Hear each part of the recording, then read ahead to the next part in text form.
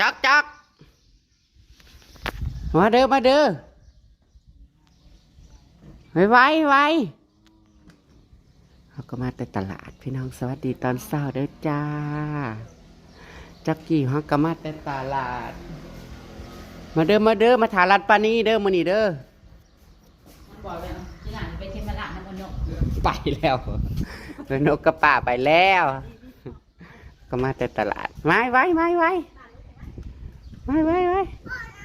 เอาคือบ่นะคือว่านั่นคือว่านั่นคือว่าบ่ม่วนสิไปไสบัดนี้นกบ่อยู่บัดนี้บ่อยู่ที่ไปถ่ายอยู่ห้องปุ่นไปโชจากก่อนได้ไว้ไปว่าปัจจุบันนะเอาถ่าลัดแล้วบ่ทันได้มายังไปเข็มบาลาดอยู่ถ่าลัดขนมป้าไปถ่ายอยู่ห้องผมปะมาดัดแล้วไม่ไป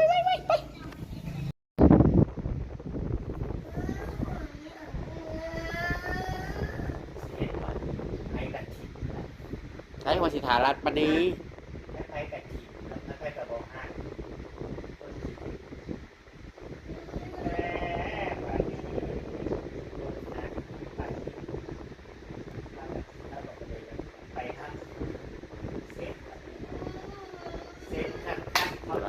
ว่าไปหายเลย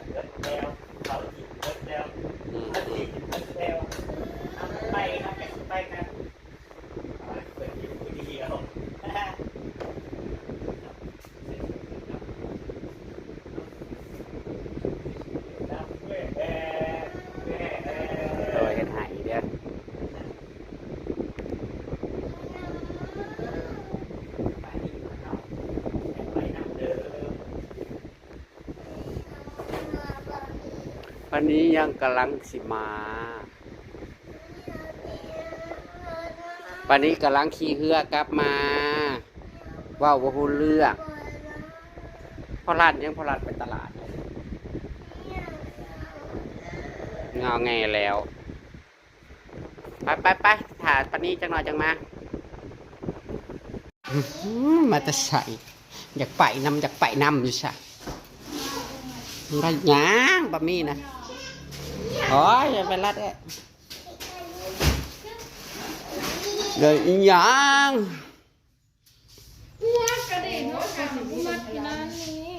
เมื่อย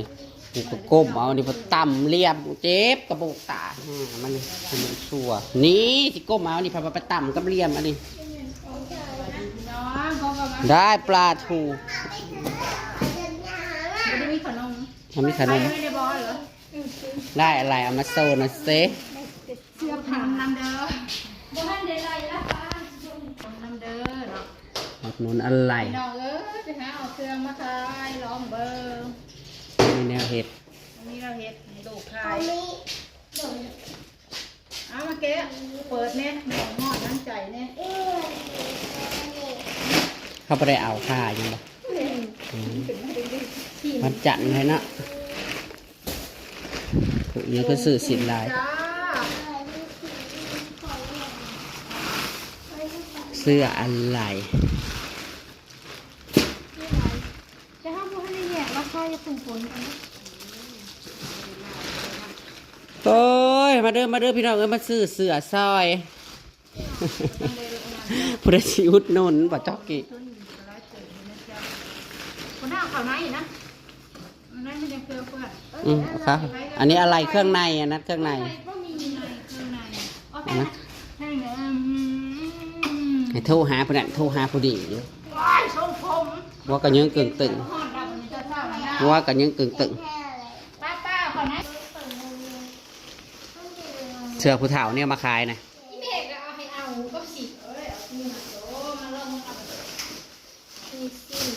ไม่ขายเสื้อแบบไหน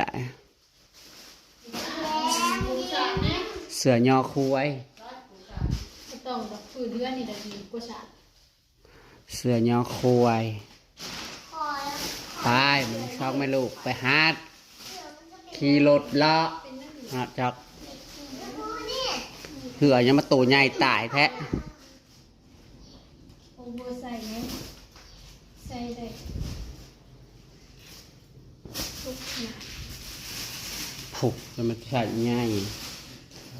ใส่เล็บนั้น ร้อยเหยียบร้อยเบ้อ เอาไล่อีกเลยเอาไล่อีกเลย มันมีแต่แบบเดี่ยวแท้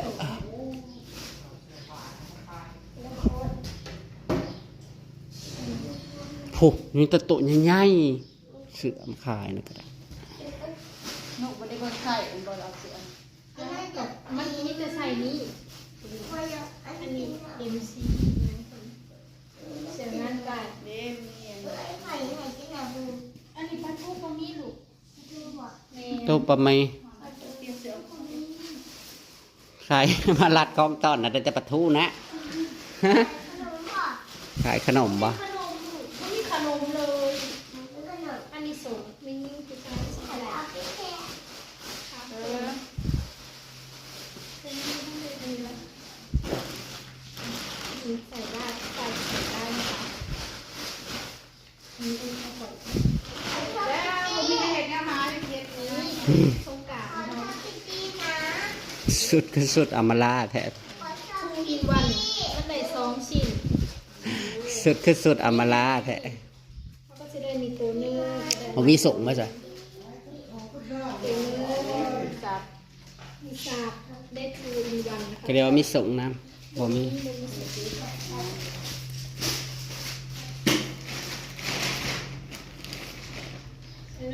โอ้ยเหยียบลงเหยียบ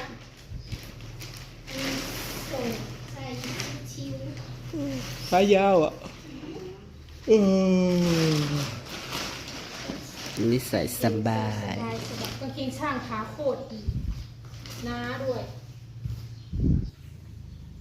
ขาดีจัดเลย ช่างช่างช่างช่าง ว้ายกระทู้สิเนี่ย ปลาทูสิเละปลาทูสีเละคาร์บเลนคาร์บเลนแต่อันนี้คาร์บเลนดาบ นั่งเหนือมากชุบขานอันนี้ก็ โอ้ยเสือมันกระแรงอัน มัน นี้ อยู่ติดกัน ไอ้จ๊อบนี่ก่อนที่ตู่เสือมันกระแรง เพราะอะไรคะ แถมนมค่ะ ซื้อเสื้อแถมนม ได้แล้วไม่ได้ด โอ้ยมันว่างไว้ในผันดาวเพื่อน สีลาย ำผมก็ได้ อันนี้ลายเดียวกันแต่คนละสีอันนี้มี2 ลายอันนี้จะเป็น หนูโทรหาเอ้ยทีปุ่นเอ้ยทีมาประเดิมให้ไว้ อันนี้เป็นเสื้อยืด เอ้ยทีมาซื้อเสื้อไว้วันนั้นนี่ เออ โอ้ยอะไร อันนี้ก็มันจะเป็น2 ทรง เฮ้ย มี2 สีอันนี้ที่เป็นสีทอง เสื้อเพิ่นก็มีแต่ใส่ใหญ่ เขาใส่แต่เนื้อหนีโอ้โหใส่เท่ๆออกดูสิ ๆใส่กางเกงขายตึงๆบ่ ใช่นี่ก็ส่งนี่ใส่กางเกงนี่ใช่ไหมแมทกับเสือส้มนี่ได้เลยนะเนี่ยมันสีอุ้ยว้าวมันจะเท่มากเสือกางเกงส้มนี่ใส่กับเสือส้มนี่ใช่ไหม ว้าวจักก็บ่เอา มันแมทเลยเบิดเลย เอาเด้อโอ้ย ส่วน หาเลาะช่องเป็นลูกหายเบิ่ง มีสีลาย เก่งสร้างเก่งเซิร์ อุ้ยเท่โทรหาทิปก่อนทิปเดี๋ยวทิปจะบอกว่าทิป สีชมพูโอ้ยเจ้าเสียวตัวไหนฮะเจ้าเสียวตัวใด ไอ้เพื่อนเด้อตัวน้องลูก ใส่เลย น้อง กาง นี่จะเปิด เอาไม่ ใส่เลยกางเกงสร้าง เดี๋ยวจังท้ายเดี๋ยวเขาทายอีก ขออยากได้ตัวนี้น่ะ โด โอ้ย ขออยากได้ตัวนี้ เจ้าก็จะได้บ่เจะขายไม่ตูนมาซื้อหาย อยากได้ตัวนั้นอยากได้ตัวนั้นอยากได้ตัวนั้นตัวนี้ โทรหาใคร เอาก็มาตะเคียนมาลาดมาเด้อ เอาไป โดนเด้อยายกิน มันก็ชิม ป้าซื้อชุดเล่นสง น้ำร้านแม่เอาเถอะนี่ ไม่ ดี ได้เดินผ่านเด้อ สู้เล่นสงกรานต์เด้อสู้เล่นสงกรานต์เด้อ โอ้ยที่มอง สู้เล่นสงกรานต์เด้อเพราะว่าแล้วทำไมมันมีสายยำยวงอยู่ เอาสิกี้ก่อน แต่เดี๋ยวว่าเดี๋ยวมาเลือกก่อน คนเชื่อเล่นต้องการคน คนบ่ได้เล่นเอาเสื้อไปเล่นคนบ่ได้เล่น นี่ลงมาเบิ่งในหนึ่งอ่ะ โคตรเท่เลย ตั้งนะนะกล่องอะไร กูน่ะยังบ่ตื่นเลยเดี๋ยวนี้นะกูกันคิ้วไปโปกใส่กับเหลี่ยมเช้าแล้วโอ้ยจนอยากหาย ใส่หมวกเนี่ย ไล่งัวบ่สิมาเก็บอะไรพอ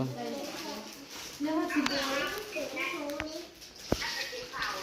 มีเนื้อเห็ดเนื้อหาไม่อยู่บ้านก็สิหยังเราลองไปเอาเสื้อผ้ามาขายเบิ่งพี่น้องซองเป็นลูกเพิ่นจ้า เนี่ยนี่ป้า ง่ายสิลงทุนลงแรงอะไร นี่สองตัว โตเลยจะมาชมตัวเป็นคนไทย พวกกระย่างถือไปชิว่าแล้วได้กระดิเข้าใจแล้วครับพ่อ เอาสิกี้ นี่สีหนึ่งอ่ะเลย งานฝ่ายยังดีเลยนะตัว ผ่าที่จะผ่าดีๆได้ไม่ได้เอาสีตะเล็ก จอกน่ะบ่ได้หยังจอกน่ะ ขอใส่ชุดชู หึ ไปกันยกเนาะ มันคือบ่มีหัวหูดวะ คน มันคือบ่แถมหัวหูด ขอใส่ชุดชู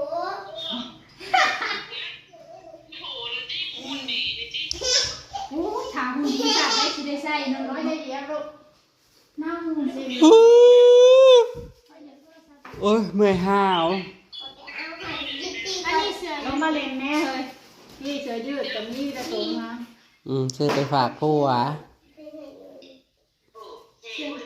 เท่อะ เล่นสีหนึ่ง เนี่ยสีดำพูดจังเลย มีแต่เสือเข้าหมักหมักเลยนั่น ผ่ามันบริเวณนั้นได้ผ่ามันบริเวณได้สีขาว ไม่ใช่นายคน จอกเฮ็ดหยัง จะเหยียบเจ้าเจ้าจะเหยียบชงลูก